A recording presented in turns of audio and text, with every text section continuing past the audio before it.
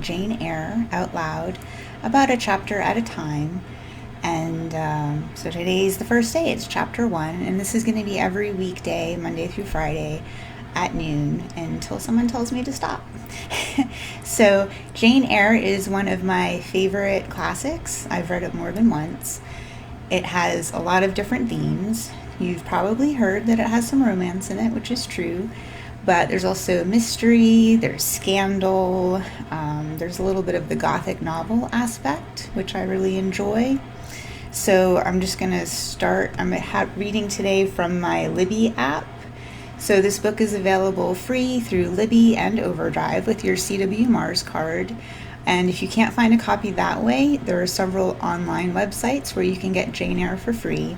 And we're going to post a notice about that later today. Or if you have a dusty copy on your shelf, feel free to grab that and we can read along together. Just because I'm reading, don't feel like you can't give me an emoji or make a comment. I'll glance up periodically to see what folks are saying, but I hope you enjoy Jane Eyre as much as I do. So here we go, chapter 1. There was no possibility of taking a walk that day.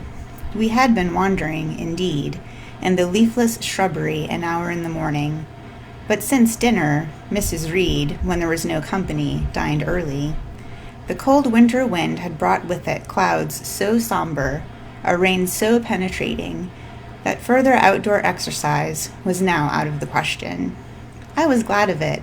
I never liked long walks, especially on chilly afternoons. Dreadful to me was the coming home in the raw twilight, with nipped fingers and toes, and a heart saddened by the chidings of Bessie, the nurse, and humbled by the consciousness of my physical inferiority to Eliza, John, and Georgiana Reed. The said Eliza, John, and Georgiana were now clustered around their mamma in the drawing-room. She lay reclined on a sofa by the fireside, and with her darlings about her, for the time neither quarreling nor crying, looked perfectly happy. Me, she had dispensed from joining the group, saying, she regretted to be under the necessity of keeping me at a distance. But until she heard from Bessie, and could discover by her own observation that I was endeavoring in good earnest to acquire a more sociable and childlike disposition, a more attractive and sprightly manner, something lighter, franker, and more natural, as it were, she really must exclude me from privileges intended only for contented, happy little children. What does Bessie say I have done? I asked. Jane, I don't like cavillers or questioners. Besides, there is something truly forbidding in a child taking up her elders in that manner. Be seated somewhere, and until you can speak pleasantly, remain silent. A small breakfast room adjoined the drawing room. I slipped in there. It contained a bookcase. I soon possessed myself of a volume, taking care that it should be one stored with pictures. I mounted into the window seat.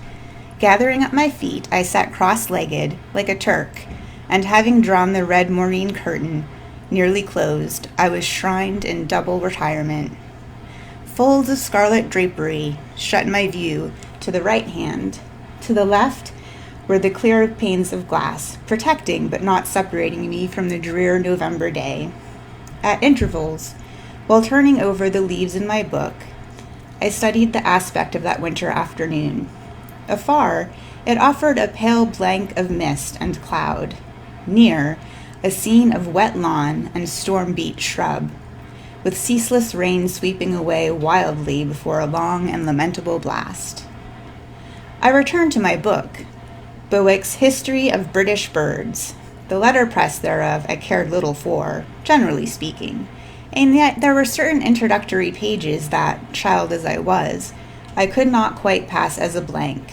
There were those which treat of the haunts of seafowl, of the solitary rocks and promontories by them only inhabited, of the coast of Norway, studded with isles from its southern extremity, the Lindeness or Naze, to the North Cape, where the northern ocean in vast whirls boils around the naked, melancholy isles of the farthest, thanks for the thumbs up, of the farthest Thule, and the Atlantic surge pours in among the stormy Hebrides. So one thing that I really like about Charlotte Bronte is her descriptions of nature, which you might not think of in Jane Eyre, but I really enjoy them. Nor could I pass unnoticed the suggestion of the bleak shores of Lapland, Siberia, Spitsbergen, Nova Zembla, Iceland, Greenland, with the vast sweep of Arctic zone, and those forlorn regions of dreary space, that reservoir of frost and snow, where firm fields of ice, the accumulation of centuries of winters, glazed in alpine heights above heights, surround the pole and concentrate the multiplied rigors of extreme cold. Of these death-white realms I formed an idea of my own, shadowy, like all the half-comprehended notions that float dim through child's brains, but strangely impressive. The words in these introductory pages connected themselves with the succeeding vignettes and gave significance to the rock standing up alone in a sea of billow and spray, to the broken boat stranded on a desolate coast, to the cold and ghastly moon glancing through bars of a cloud at a wreck just sinking. I cannot tell you what sentiment haunted the quite solitary churchyard, with its inscribed headstone, its gate, its 2 trees, its low horizon, girdled by a broken wall, and its newly risen crescent, attesting the hour of eventide. The 2 ships becalmed on a torpid sea I believed to be marine phantoms. The fiend, oh, thanks for all the emojis. That's a lot. The fiend pinning down the thief's pack behind him, I passed over quickly. It was an object of terror. So was the black, horned thing, seated aloof on a rock, surveying a distant crowd surrounding a gallows. Each picture told a story, mysterious often to my undeveloped understanding and imperfect feelings, yet never profoundly interesting. As interesting as the tales Bessie sometimes shared on winter evenings, when she chanced to be in good humor, and when, having brought her ironing table to the nursery heath, thanks for the thumbs up, she allowed us to sit about it. And while she got up Mrs. Reed's lace frills and crimped her nightcap borders, fed our eager attention with passages of love and adventure taken from old fairy tales and other ballads, or, as at a later period I discovered, from the pages of Pamela and Henry, Earl of Morland. With Bewick on my knee, I was then happy at least in my way. I feared nothing but interruption, and that came too soon. The breakfast room door opened. "Bo, Madam Mope!" cried the voice of John Reed. He then paused. He found the room apparently empty.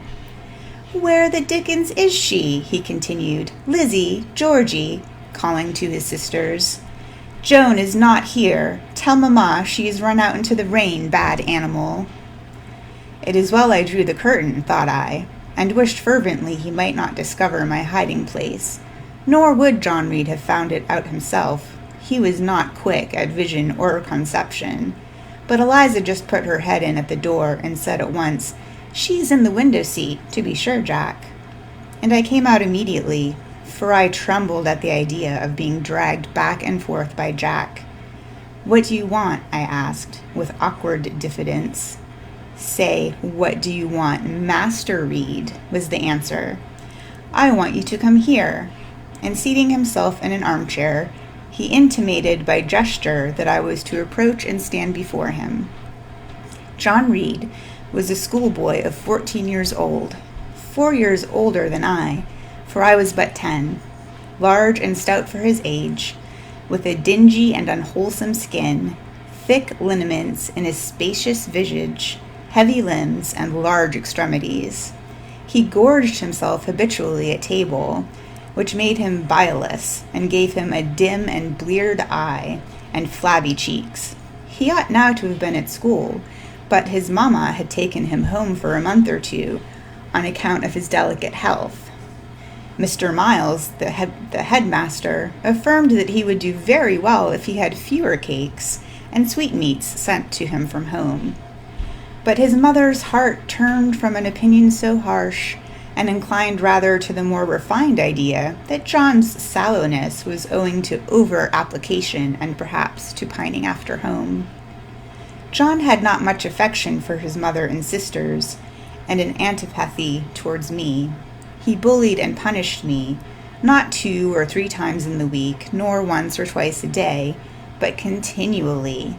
Every nerve I had feared him, and every morsel of flesh in my bones shrank when he came near.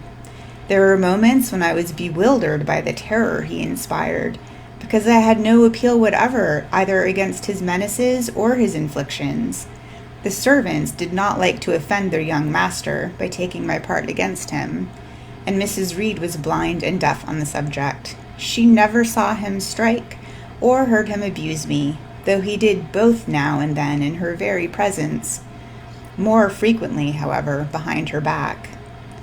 Habitually obedient to John, I came up to his chair. He spent some 3 minutes in thrusting out his tongue at me as far as he could without damaging the roots.